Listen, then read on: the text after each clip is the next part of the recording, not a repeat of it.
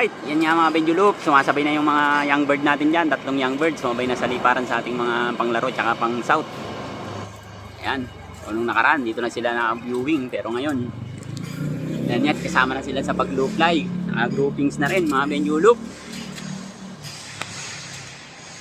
Ayan, at ilan sila, 2, 4, 6, 8, 10, 12, 14 mga Benjulup yung lumulupay na natin ngayon. Dahil nadagdagan tayo ng tatlong young bird na sumasabay na rin sa low fly. Nag-groupings na rin mga Benjulup. Dalang pagmasdan pag ganyan mga ibon natin. So nalubilipad, dami.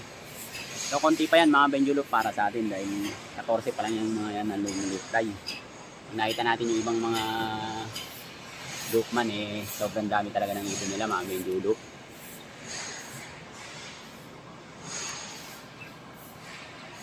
So ito wala pa sa 1 o kalahati ng ibang mga nangangalapati natin mga Benjulup. Ano?